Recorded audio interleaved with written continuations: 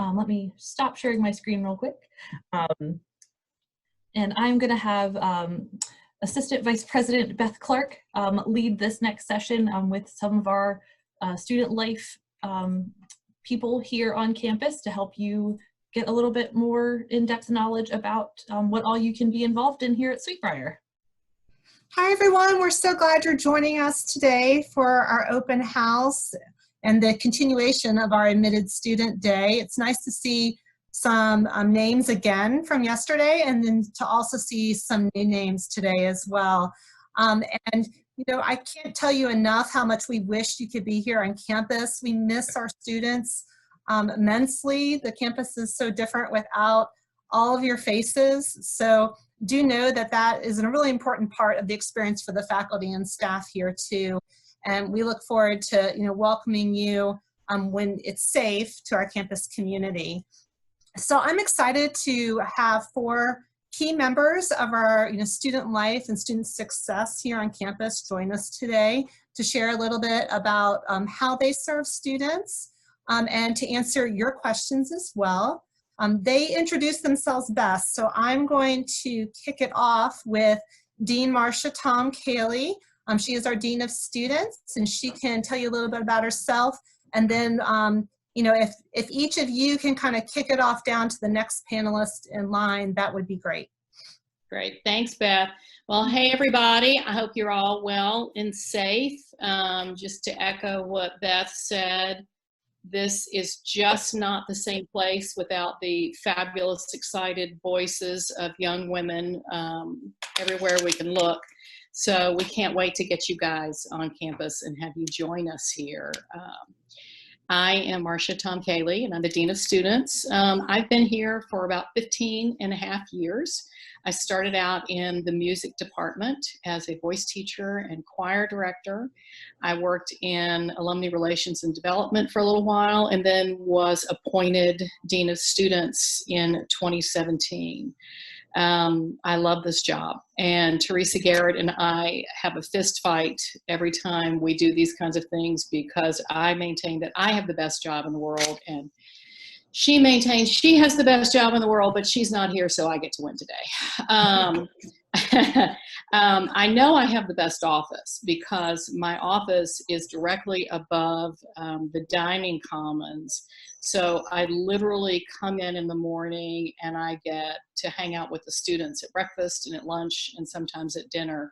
You know, we really love the energy of our students, and anything that a student needs, any question that you need answered, you can come upstairs from the dining commons to the 2nd floor of Prothrow, and that's where student life is housed, and we are always available to answer your questions. A lot of students and most parents have my cell phone number. I live on campus, and in fact, out of the 4-person staff, 3 of us live on campus. So we're not only employees of the college, we're a part of the college community. And I think that makes it very special and makes it very different. So speaking of members of the college community, I'm just going to wrap this up really quickly and kick it off to Jody Canfield, our athletic director, who is also my neighbor. Hi, Jody. Hi, Marcia. Good afternoon.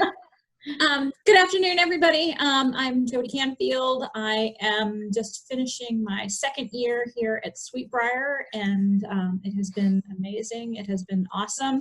And yes, these times are tough, but it really goes to the testament of a community when you can see and feel how Briar is handling all of this adversity, and we really are doing it as a community, and it truly is outstanding how well we are servicing not only the people who live here and our faculty and staff, but the students who obviously are going through a lot, and from an athletic standpoint, for any of you athletes that are out there, whatever your class year, but particularly the seniors, the spring sports just having, to end so abruptly, it has been really hard. So my thoughts go out to each and every one of you if that happened to you. So, I'm here to answer any questions regarding athletics and writing.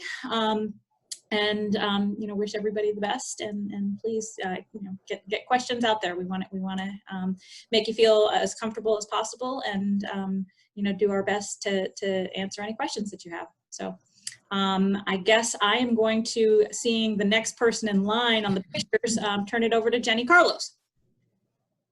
Hi everyone, and congratulations on being accepted to Sweet Briar. I'm so happy to be able to talk to you all, even if it is virtually. So I'm Jenny Carlos, and I'm Student Success Librarian and Accessibility Services Coordinator. So it's quite a lengthy title, but really what it means is I'm here to make sure that you're as academically, emotionally, and personally successful as you can at Sweet Briar.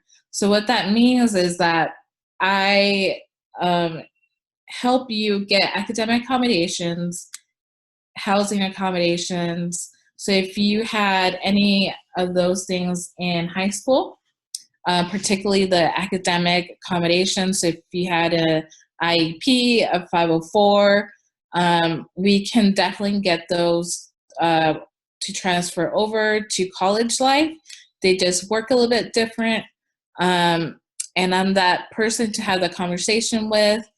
If your grades start to slip, I will get notified. You and I will meet. We'll work on a plan.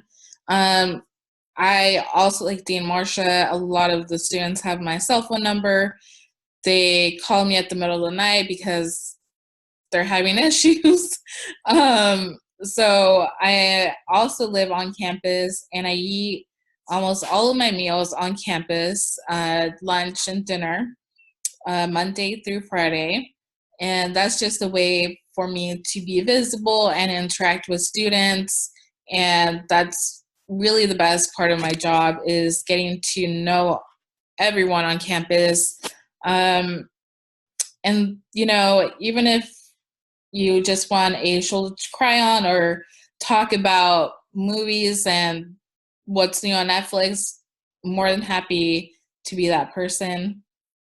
Yeah, so I know that the area that I work in is a little bit more confidential and more sensitive in nature. So I welcome you, invite you to send me emails with questions regarding accessibility services. Just don't hesitate, email me.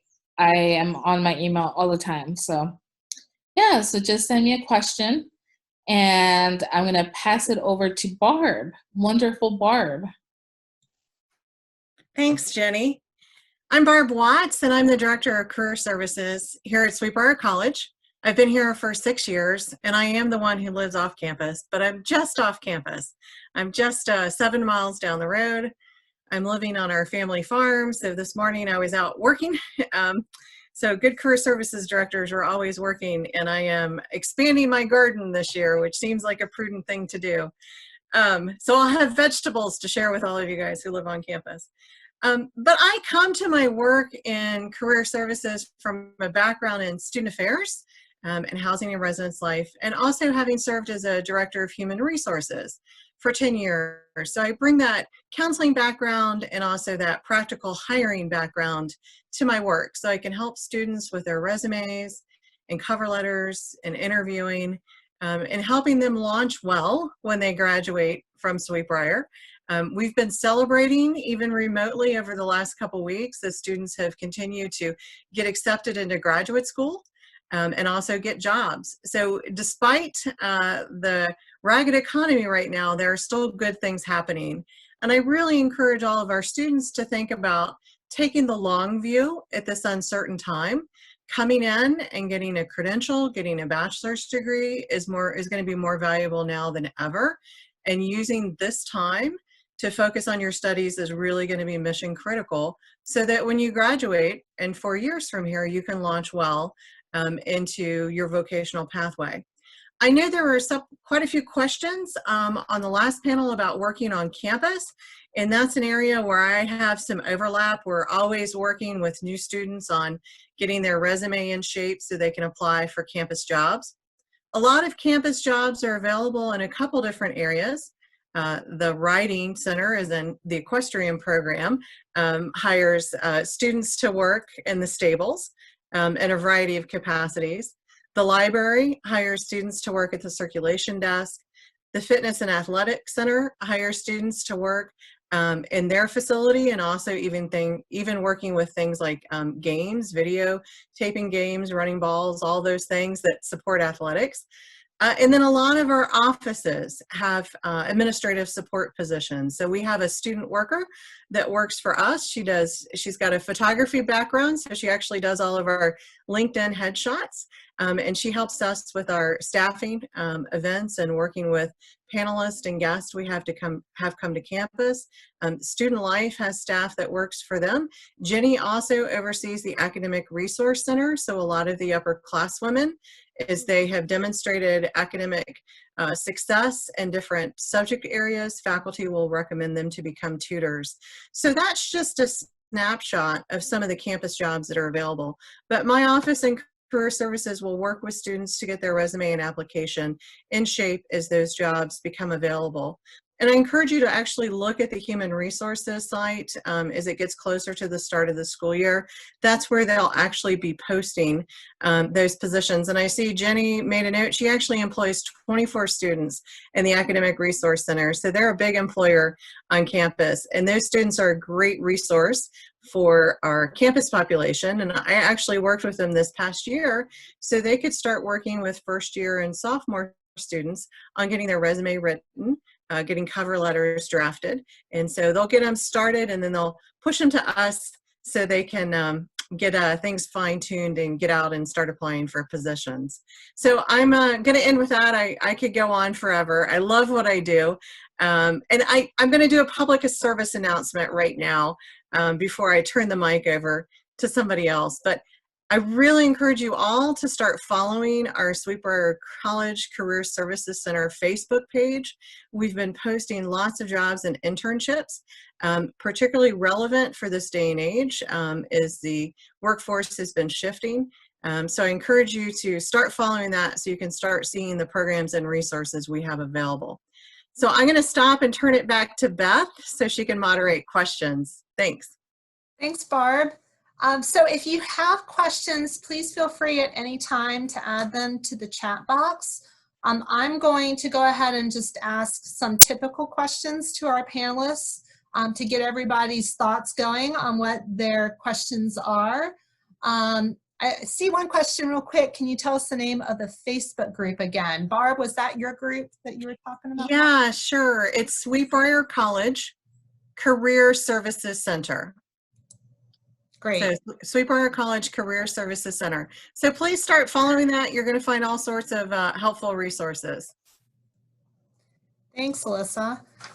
So the first question I was going to ask was going to be to Dean Marcia, just to talk a little bit about how we help students transition in the first year, about the orientation process. I know we have some folks that are getting ready to really start thinking about that, and then even our who are on the call that are sophomores or juniors may be thinking, how do I transition to college life? How do they help me with that? Sure, Beth, I'm happy to help. I'm sorry, I'm choked. One of the disadvantages of being virtual. But anyway, we'll work through it, friends. Yeah, for the students that have been accepted, excuse me, and have deposited, you should have received an online link to a Canvas page. And that Canvas course is really and truly your entryway into the college.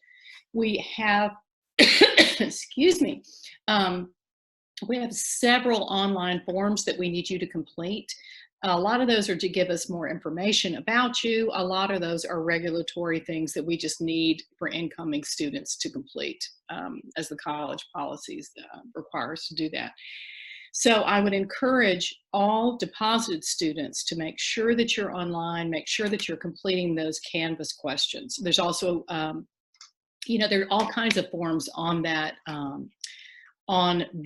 Canvas course, like I said, that are going to give us more information about you and give you more information about the college. It runs both ways. If you are not deposited, and if you are, a high school sophomore or junior, I encourage you to look at every single link about Sweet Briar College that you can find. Like Barb has just introduced you to the Career Services link. Jody has a fabulous page on athletics. Get all the information that you can get on Sweet Briar College and reach out to us now. Look at the student life page. Reach out to us now, even as a high school sophomore or junior. We're happy to talk to you. A few weeks ago, I started emailing the parents of the incoming class of 2024. I want to get to know you. I want you to get to know student life. I can't emphasize enough the fact that we can't help you with problems that we don't know about. And conversely, we can't celebrate victories that we don't know about.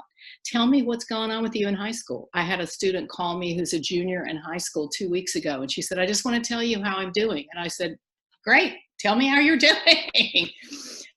One of the reasons that I love working at a small single-sex college, liberal arts college, is because I have an opportunity to really get to know my students. And I think that is an advantage that you're not going to get at a huge state university. We really care. We care about our students as individuals. We care about you as a class. The students that are deposited that we're fortunate enough to have on campus as we get our 3-week session rolling, we'll go through an orientation process. We have orientation leaders chosen from upper class women. We have resident advisors chosen from upper class women that actually live in the residence halls with you. You are surrounded by people who are devoted and dedicated to making your transition to being first-year college students as seamless as possible. Of course, it's going to be a transition. Of course, there are going to be some bumps in the road, but we're going to do our best in the 5 or 6 days of orientation to really surround you with a lot of people that are here to work for you and to answer your questions. I tell students all the time, when they finally understand the concept that I work for them, my job is to work for them. I told somebody the other day, my job was to think like a 19-year-old woman. I love that. I love that. It keeps me young. So yeah, we have an orientation process, and at the end of that process, you'll be asked to sign our honor code pledge, which will technically and officially welcome you into the body of college scholars at Sweet Briar College. Nothing is going to happen that you won't be prepared for. Nothing is going to happen that we won't be excited with you to experience. So does that help, Beth? Is that what you're looking for? That is helpful. And I'm guessing that some students and families are even more highly concerned in our current environment about campus safety and what measures we have on campus to help keep our students safe. Can you talk a little bit about Live Safe and some of the other ways that we make sure that students are taken care of?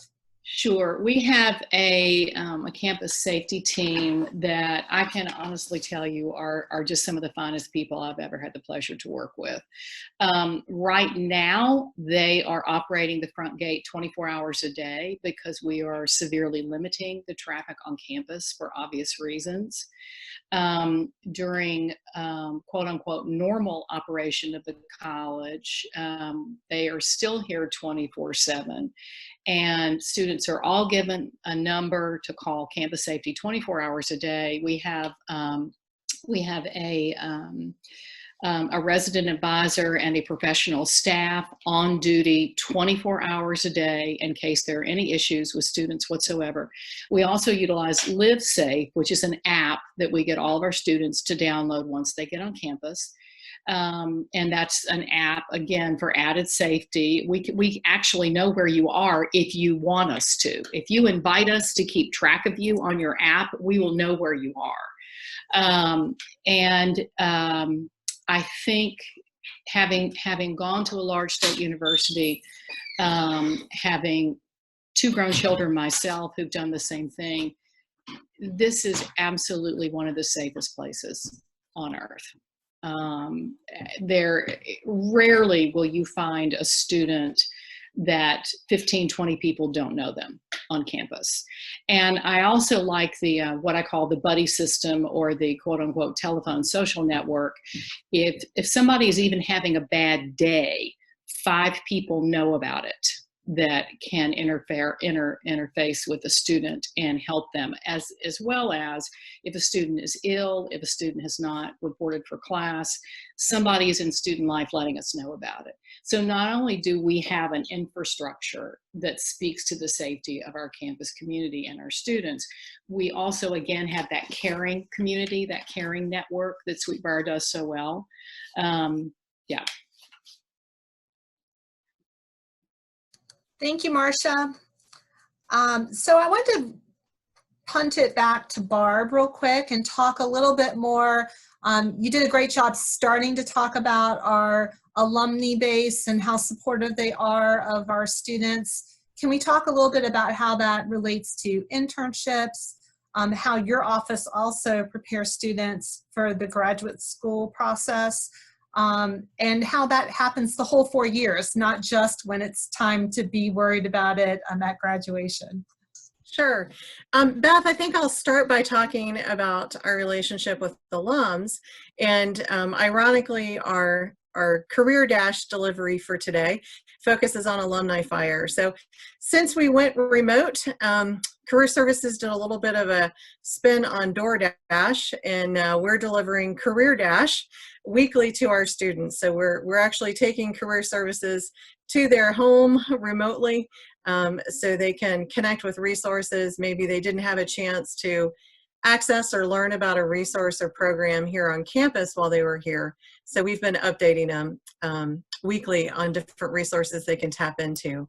So Alumni Fire is a specialized Sweet Briar College portal where our alums are offering career services support and assistance. We've got about 1,800 alums right now active on it, and they're offering everything from informational interviewing to resume review to networking opportunities. They're sharing jobs and internships. So that's been a great resource for us to have during this time. And our alums have continued to step up to the plate. I've been in conversation with a lot of students even this week.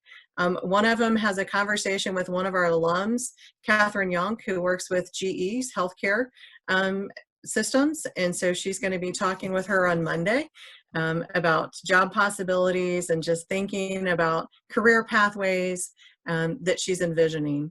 Another alum has gotten a consult on her resume, and that individual was so impressed with her resume, she forwarded it on directly to hiring officials at the agency the student was interested in. So those are just some examples of this week alone of how our alums have been a resource to our students. When it comes to, I know the other question was thinking about kind of the changing landscape of hiring. We've seen a lot more traction in the last couple of weeks of students finding out about grad school and where they're going. We had a great celebration. We have 2 events that we celebrate for seniors. One is the scroll game and the other is a job game. There'll be a big reveal for the senior class members when those happen. Those have been happening virtually. And this past week, Macy Stearns had shared that she's heading off to the University of Reading to study human archaeology. We've got a couple other students that have just had outcomes. One of our students has just been admitted to the University of Massachusetts Amherst to get a master's in statistics. Another one just got into the creative writing program at George Mason, and she's also got a job at NIH. So there's exciting outcomes that are happening. A lot of the kind of connections for grad school come from faculty. And as Marcia had mentioned, the small nature of Sweet Briar College really makes a difference when it comes to applying for graduate schools. Our students have found that the recommendation letters they get from faculty really are the things that open up the doors for them to get accepted to really competitive programs. I'm particularly thinking of one of our students, Shifty Kamal, who got into Columbia University's counseling and psychology program. And really it was her relationship with her faculty that really made a difference at those time of faculty recommendation letters, help with personal statements, and all of those things. I think it's after the series, there's going to be a showing of the grad school panel we had this past week. On Monday, we had 3 of our young faculty, all who have PhDs, share a little bit about their journey, how they got their postgraduate studies funded. And then during the school year, typically in the fall, we'll have a panel with recent young alums and or young faculty, and then in the spring we've been focusing on our PhD faculty that for students who are interested in perhaps academia. So I think there was a third part to that question and I forgot what it was. What was the other thing you wanted me to touch on? I think internships. Perfect. Yes. And those internships are the pathway to the full-time job opportunities. And we've seen that most of our students, either in business or engineering, and even some one-off fields that I've kind of been surprised, those internships have turned into those full-time job opportunities.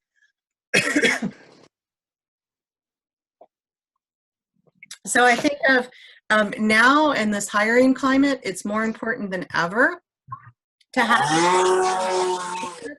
with a work site.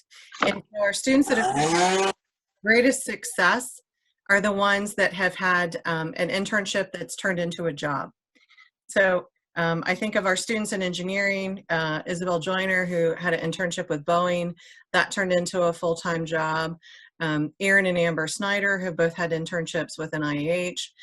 Those have turned into jobs. So that's really a critical way to network with an organization. It's a time for them to field test you to make sure you're a good fit. And then oftentimes it turns into job opportunities that students have waiting for them their senior year. We've also had some students like Clara Rogers in engineering, who is a recipient of the SMART scholarship program. That's for STEM for women. And so she's got a job already with NAVAIR at Cherry Point, where she has done internships in the past. So those are just some snapshots. Hope that helps. It does. And then we just got a follow-up question as to what the average number of internships a student participates in during their undergraduate career. Yeah, so students have a chance to do internships for either academic or non-academic credit. Some of our degree programs require an academic internship. So like the arts management certificate, the equine certificate. Some of them have a core requirement, like the engineering has a co-op experience requirement, but a lot of our students do internships for non-academic credit. I would say every student, I think our last number was something like 80% of our students do internships. At least one. I will say most of them are doing 2 or 3. Sometimes they're doing internships even during the school year here. We've got a relationship with Centra. So our students in counseling may be doing an internship during the school year. We've had students, particularly in our counseling program, even work with like the YMCA with some of the court-appointed special advocate programs. So some of those internships will happen during the school year. But students aren't required to do internships for academic credit. And I encourage them to have experiences that are going to be relevant to their career pathway, whether it's a summer job, maybe you're thinking about going into education. The best kind of summer job you can have is at a summer camp. That's going to be career relevant, and that's going to be a good experience for your resume. So you want to think about that skill building is really critical. And all of us know there's no better way to test drive a career than to actually do it. And that's the real value of an internship. So I particularly encourage our students who may be thinking about a master's or PhD programs, they really need to be doing a deeper dive into that subject area, into that research while they're an undergrad before they commit. another 3, 5, 7 years to it. So like our pre-med students need to be getting clinical hours. Our pre-vet students have a requirement to get clinical hours before they will even be competitive or able to apply to vet school. So those are just some examples. I hope that helps. I'll be happy to clarify if you have any additional questions. Yes, and the pre-med advisors are fantastic to, for helping guide you into what you need to be competitive for those graduate school applications. So as soon as you identify as a pre-med student, we'll be making sure that a faculty member is advising you intimately on what you need to be successful. Yeah, and one of the fun celebrations we had this past, or 2 weeks ago, I guess, was Mullins got into, she's got a job as a vaccine specialist with a pharmaceutical company. So we're seeing a lot of great action and activity right now for our pre-med students, because there's never been a better time to get into healthcare. And I think of one of our other seniors, Kaya Taylor, who's been accepted into Duke's accelerated nursing program. And we've had some other alums go through that too. So we've got some great pathways for students that are interested in pre-med. And one of our seniors, even on the pre-vet circuit, Daisy Cole's heading off to Ohio State University for vet school. And she got into several vet schools, but OSU was her top pick. So we've had a great track record for vet school too. Dr. Morrissey and his team in biology have really done a great job setting students up for success in that arena.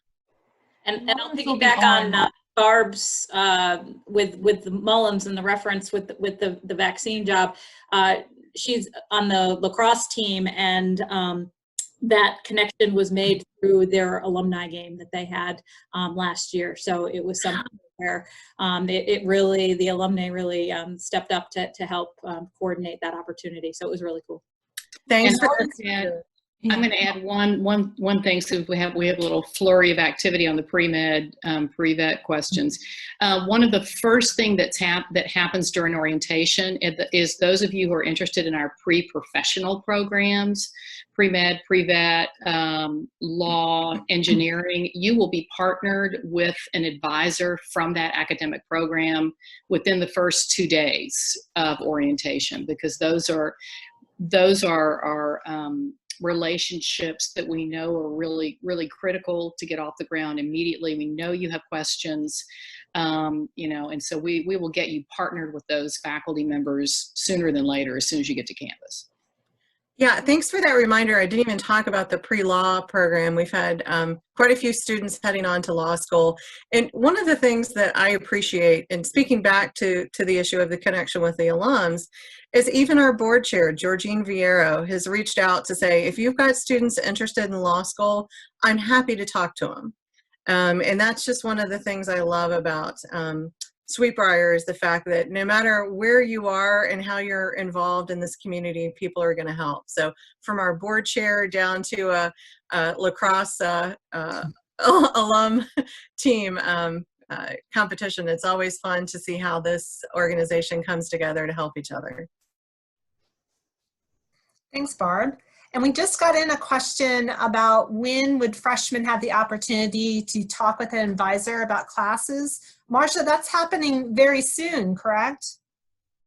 I was just about to text Jill. You caught me right in the act. Yeah, we're trying to do something new this summer, which I'm pretty excited about. We're going to connect faculty, first-year advisors to students this summer.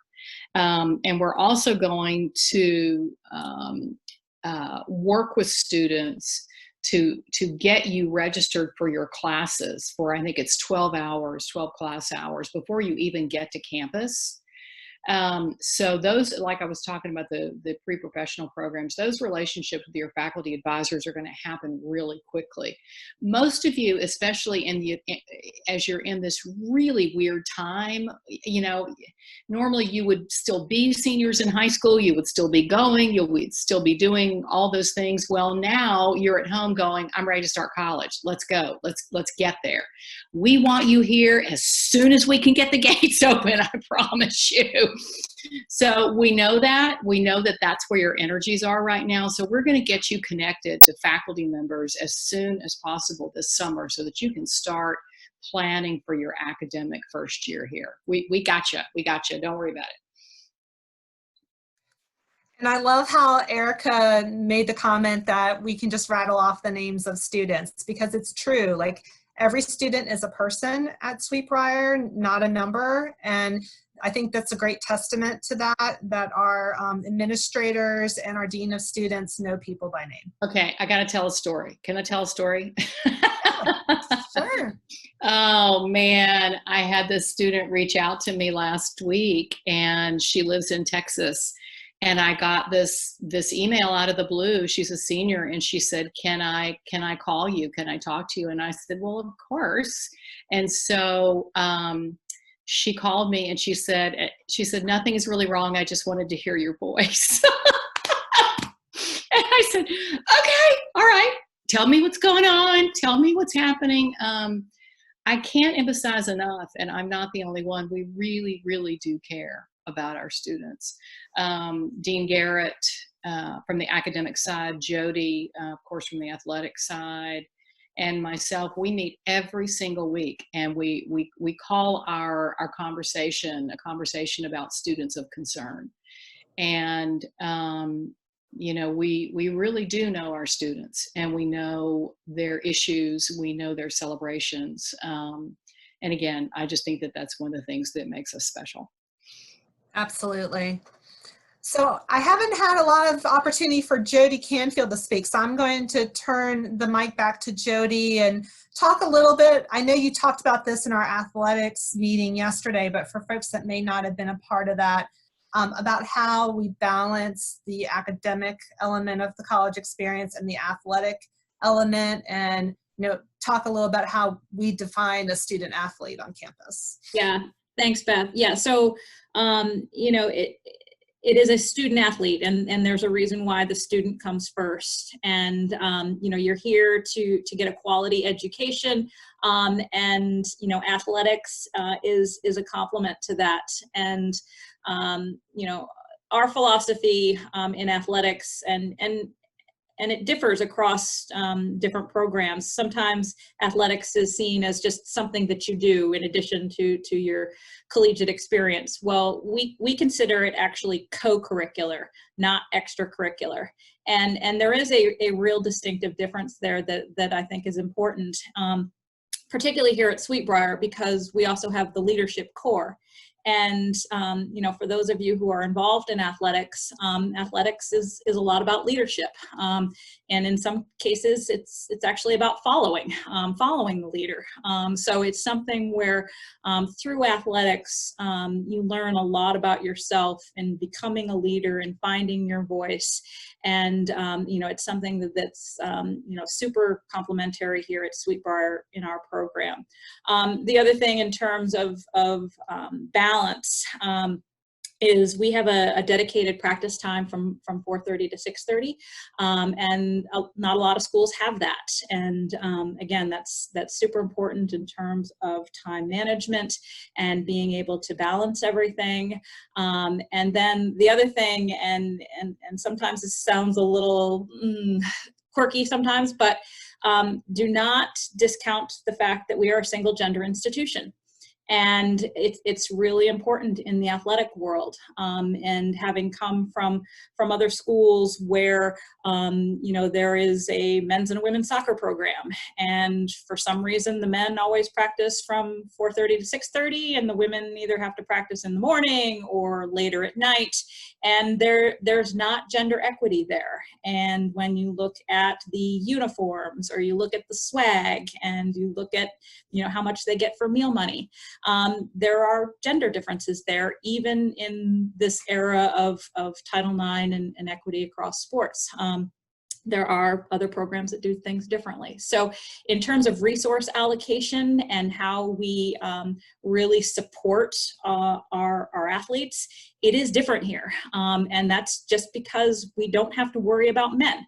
And again, it's one of those things where it does, I'm sorry if it does come across as male bashing from time to time, but that's the reality of it. And it's something where, if you are still considering other schools and you are an athlete here today, please ask the coach that question. And if they kind of dodge it, or they say, oh no, we practice at this time just because the men have to practice at this time, there's your answer. And it's something that it is a real critical question to ask. And again, I don't mean that with any disrespect to any other program. It's just a simple question in terms of how departments support athletes. And at a single gender institution, it is different. So, and just like Marcia said, you know, she and myself and Dean Garrett, we meet, we talk about our students of concern. If there are athletes on that list, either I will reach out to them individually, or I'll talk to the coaches to say, hey, you know, check in. There's something that's not quite on board here. You know, whether it's academic or social, or they're having problems with time management. And again, it's a deeply supportive, caring environment where you know, that's how we do things, and that's what's necessary to make sure that you are being supported. So I don't know, Beth, if that answers your question. It's a little long-winded, but that's That's perfect. That's perfect. And we just got another question too in the chat about someone who hasn't played soccer since 8th grade. Is that something that she could pursue at Sweet Briar? Yeah, so in that particular case, you know, depending on your ability and where you're at with fitness, definitely might be a possibility. I would encourage you to reach out to the coach, you know, particularly because I see that it's soccer and that's a fall sport, in terms of, because they do start just a few days earlier than the normal return. Well, actually this year, first years will be returning on the same day that the athletes. So, but it would be something that we would have to plan to make sure that you are part of that. But certainly reach out to Coach Caps, or you see my email on the slide here. So send me the email and I will forward it on. But certainly there are still some opportunities for walk-ons. And again, it really just depends on where you see yourself in terms of fitness and passion and some skills. So I hope that answers your question. Thanks, Jody. So we're getting to about 8 minutes left. So I just want to put it out there again. If you have a question that you'd like to ask our panel, please put that into the chat. And then I'm going to move it back to Jenny Carlos for a little bit, since she hasn't had a chance to speak since the introduction time frame. Jenny, I know you touched a little bit on, you know, accommodations. Can you talk a little bit too about the services that your center provides for all students, you know, if you just need tutoring assistance? Yeah, so I'm also in charge of running the Academic Resource Center. Sorry, and if you hear that beep, it was actually a student just texting me. Yes, so I run the Academic Resource Center, and what that means is that we have tutors in all the subjects, and have actually hired tutors based on student recommendations because they were struggling with certain classes. So I then reached out to faculty and said, hey, who's your best student? Who, you know, would you recommend for the such and such class? So even if it's one student who is struggling in a class and we don't have a tutor for that class, I will get one. We have weekly study hall sessions for chemistry and psychology. And those just arose from, you know, those are hard classes. And I, you know, do those when they arise and when I see the need. We also have from Monday to Thursday, 7 to 9 walk-in hours with the writing tutors, and we're still holding those virtually. And we still held the study halls for psychology virtually as well. So that's one aspect. And then I meet with students individually if they if I get an alert from a faculty saying that they haven't been to class, they didn't do well, you know, on a test, they seem to be struggling emotionally, I reach out to the student, we meet, we talk about what's going on, all that. So it's, and I also, to some extent, help students pick out classes alongside with their advisor. And there's also the accessibility services part where I'm aware of certain things that advisors and faculty are not aware of. So I have somewhat of a bigger insight into the whole picture of the student, and I can direct them to the best resources on campus. Thanks, Jenny. That's great. And I think we may be even hearing some birds in your background, which I just, Yes. a nice indicator of what it's like on campus. I hear them outside my window in my house on campus as well every morning. So we doesn't look like we have any more questions in the chat. I'm going to open that up again. If you have a question, we have 5 minutes left.